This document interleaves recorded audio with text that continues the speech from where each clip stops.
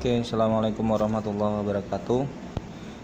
Pada kesempatan kali ini saya akan melakukan pembahasan soal penilaian akhir tahun PAT SMP Negeri Kabupaten Sesi Situbondo.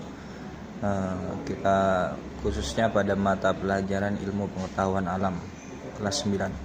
Kita langsung saja ke soal pertama. Di sini soal pertama yaitu seorang ibu menimbang bahan-bahan yang dibutuhkan untuk membuat kue seperti yang ditunjukkan pada gambar di bawah ini. Terlihat jelas bahwa alat ukur yang digunakan untuk menimbang adalah neraca.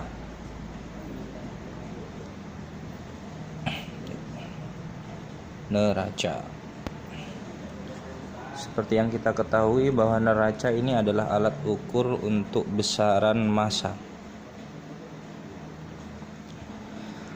Satuan untuk besaran massa, satuan bakunya adalah kilogram.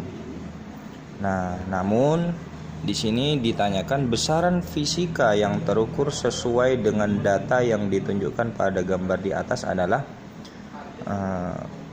A. Volume, B. Volume, C. Massa, D. Berat. Jadi sudah jelas bahwa jawabannya adalah massa, yaitu C. Jadi karena di alat ukur pada gambar nomor 1 itu adalah neraca Ohaus. Jadi ini adalah neraca Ohaus. Neraca Ohaus ini digunakan untuk mengukur massa. Massa satuan bakunya adalah kilogram. Namun di persoalan ini alat ukurnya satuannya adalah gram. Ini bukan satuan bakunya, namun ini tetap adalah jawabannya. Jadi jawaban nomor 1 adalah C. Kita dapatkan jawaban nomor 1 adalah C. Sekarang kita ke soal nomor 2. Soal nomor 2, sekelompok peserta didik melakukan percobaan fisika dengan meneliti sifat berbagai zat. Sifat-sifat zat gas pada suhu kamar yang tepat adalah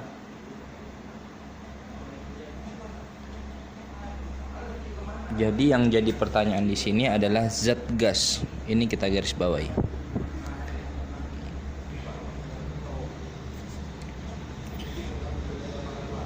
Gas cenderung untuk bentuknya mengikuti wadah. Jadi jawaban yang benar yaitu antara jawaban A dan jawaban C. Volumenya tetap atau berubah? Volumenya untuk gas berubah-ubah. Jadi bisa diperkirakan bahwa jawaban yang benar adalah jawaban C. Untuk yang lebih lanjut kita tidak usah bahas lagi karena untuk pilihan bentuk dan volume sudah ada jawabannya. Jadi misalkan kita cross check lagi jarak antara molekul berjauhan. Ya, jawaban gas itu berjauhan. Dan gaya antar molekul sangat lemah. Jadi jawabannya nomor 2 adalah C. Sifat gas pada suhu kamar jawabannya adalah C, mengikuti wadah, berubah, berjauhan, dan sangat lemah. Kita lanjut ke soal nomor 3.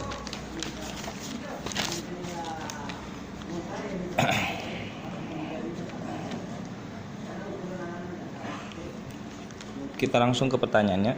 Di antara peristiwa-peristiwa tersebut, perubahan kimia ditunjukkan oleh angka. Jadi fokusnya kita adalah perubahan kimia. Perubahan kimia ini kita garis bawahi, perubahan kimia. Ibu melarutkan gula dalam air. Di sini tidak ada perubahan kimia. Gula yang larut dalam air adalah perubahan fisika atau perubahan fisis. Jadi ini bukan jawabannya. Jadi soal yang jawaban yang ada jawaban 1 itu bukan jawabannya. Sudah kita pastikan bukan jawabannya. Berarti A bukan jawabannya, C bukan jawabannya. Berarti jawabannya antara B dan D. Di jawaban B dan D ini ada kesamaan yaitu angka 2. Berarti jawaban nomor 2 ini sudah bisa dipastikan benar. Oke, kita cross check. Wangi kapur barus menyublim memenuhi ruangan. Yang ketiga, adik memperhatikan petasan yang meledak. Ayah menjelaskan tentang proses pembuatan daun menjadi pupuk kompos. Sebentar. Kita lanjutkan lagi pembahasan kita. Jadi soal nomor 3 ini, wangi kapur barus yang menyublim memenuhi ruangan ternyata adalah perubahan fisika. Jadi kesimpulannya, jawaban B dan jawaban D itu juga salah. Nah, berarti otomatis nomor 3 ini tidak ada jawabannya. Harusnya jawaban yang benar yang menunjukkan perubahan kimia adalah pernyataan nomor 3 dan pernyataan nomor 4. Jadi proses peledakan petasan ini adalah merupakan proses perubahan kimia, dan juga pembuatan daun menjadi pupuk kompos ini juga merupakan perubahan kimia. Jadi bisa disimpulkan bahwa nomor 3 tidak ada jawabannya. Namun dari kunci jawaban yang beredar, jawaban nomor 3 ini adalah jawabannya adalah C. Jadi bisa disimpulkan bahwa kunci jawabannya itu salah. Ini menurut saya. Namun perspektif si pembuat soal kadang berbeda-beda. Kita cocokkan saja antara pembuat soal dan pernyataan dari saya. Nanti bisa di cross check mana yang benar dan mana yang salah. Yang pasti menurut saya jawaban soal nomor 3 ini tidak ada jawabannya. Jadi saya anggap bonus. Kemudian kita lanjut ke nomor 4. Nomor 4, disediakan 4 jenis minuman dengan massa yang sama, yaitu 500 gram dan suhu awal 80 derajat Celcius seperti yang ditunjukkan pada gambar berikut. Seorang peserta didik mencampurkan salah satu jenis minuman yang ditunjukkan pada di gambar di atas dengan es yang memiliki massa 1000 gram bersuhu 0 derajat Celcius, sehingga diperoleh suhu akhir campuran adalah 40 derajat Celcius. Jika kalori jenis es 0,5 kalori per gram derajat Celcius, maka jenis minuman yang harus dicampurkan adalah, untuk menjawab soal nomor 4 ini kita perlu sedikit bantuan, yaitu kertas kosong untuk mengorak-orek soal nomor 4 ini. Kenapa? Karena kita butuh mengcross check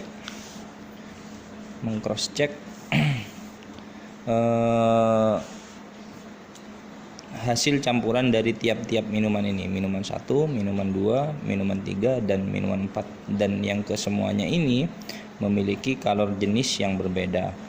Oke, nomor 4 ya. Kita tulis diketnya dulu.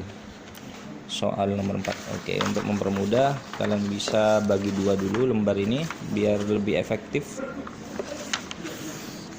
biar tidak terlalu menghabiskan banyak ruang. Sebentar, kamera mau saya dulukan dulu. Number 4. Oke, kita lanjutkan lagi soal nomor 4.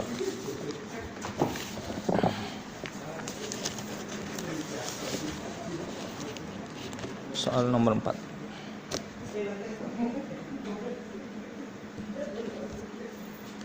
Diketahui massa minuman 500 gram. Kemudian T1-nya atau suhu minumannya itu 80 derajat Celcius. Nah, kemudian minuman ini akan dicampurkan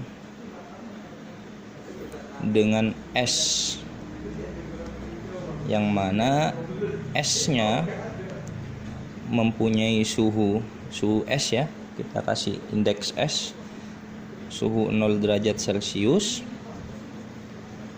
dan kalor jenisnya adalah 0,5 kalori per gram derajat Celcius.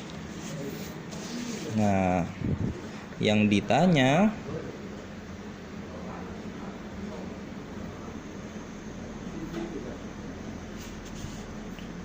minuman mana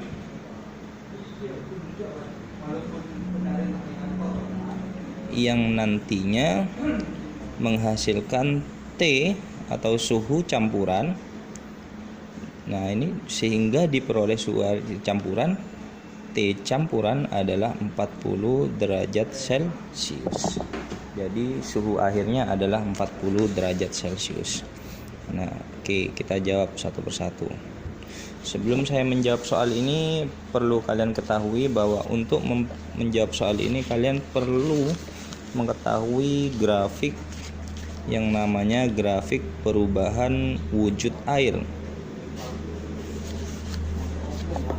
Saya pindah kameranya dulu sebentar. Jadi grafik perubahan wujud air.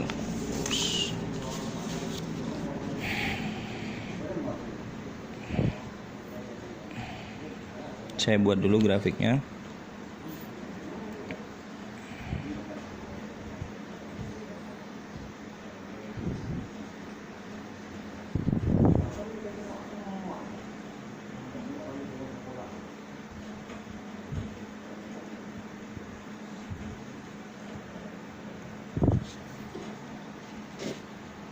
Gimana, kelihatan?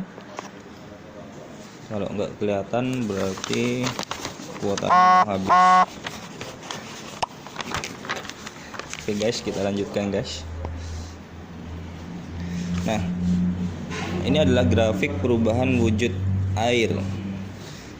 Buat yang belum paham, saya akan jelaskan terlebih dahulu bahwa pada suhu di bawah 0 derajat air akan berwujud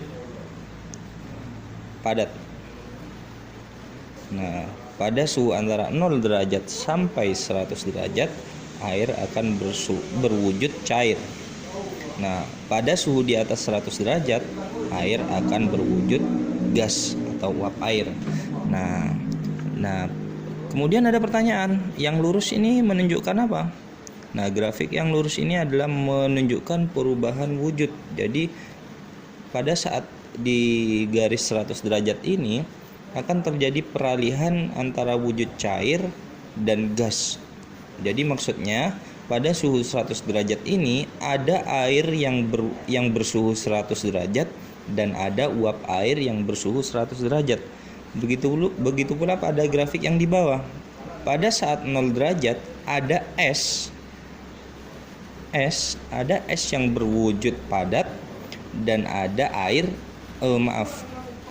pada suhu 0 derajat ada es yang bersuhu 0 derajat dan ada air yang bersuhu 0 derajat. Jadi yang lurus ini adalah grafik peralihan. Nah, pada saat miring seperti ini, maka persamaan atau rumus yang digunakan yaitu Q sama dengan M kali C kali delta T. Begitu halnya dengan yang miring ini, M kali C kali delta T. Kemudian yang ini juga Q sama dengan M C kali delta T. Kemudian pada grafik yang lurus ini Q sama dengan M kali U. U di sini adalah kalor uap. Sedangkan di sini adalah yang rumus yang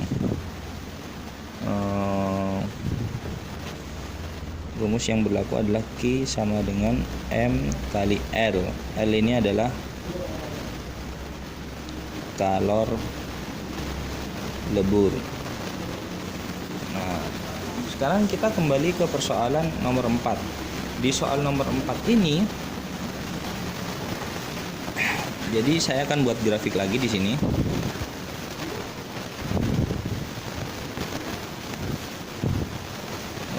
Di bawah saja,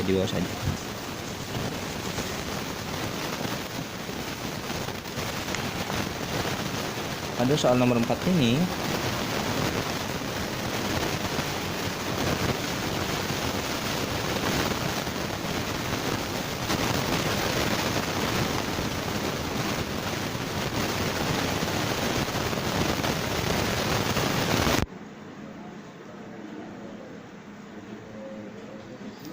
di soal nomor 4 ini ada cairan.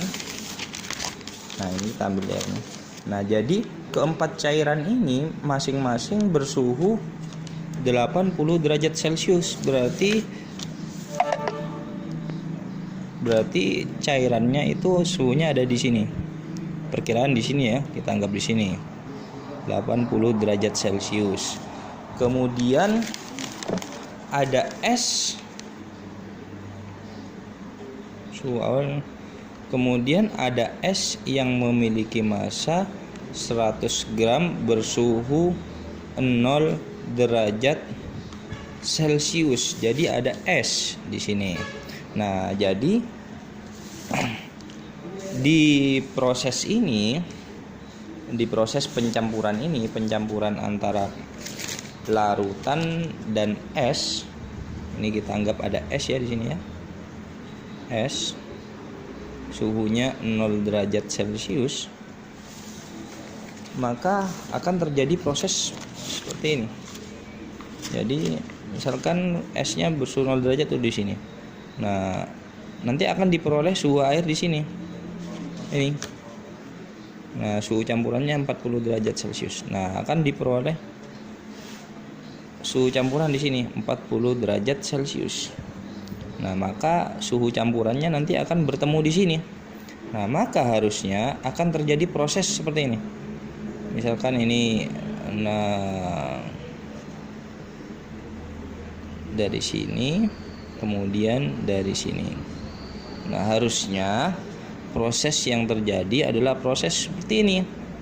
Kenapa seperti itu? Karena yang dicampurkan adalah es. Nah, ini ya, kita kembali ke soalnya. Yang dicampurkan adalah es yang memiliki massa 1000 gram bersuhu 0 derajat. Jadi es, bukan air. Nah ya, jadi masih berwujud es. Berarti ada proses perubahan dari wujud es menjadi wujud cair. Nah, kemudian cair, jadi ini es bersuhu TS 0 derajat, dan ini adalah T air bersuhu 0 derajat Celcius. Maka prosesnya itu akan terjadi dari titik ini menuju titik ini, kemudian ke atas.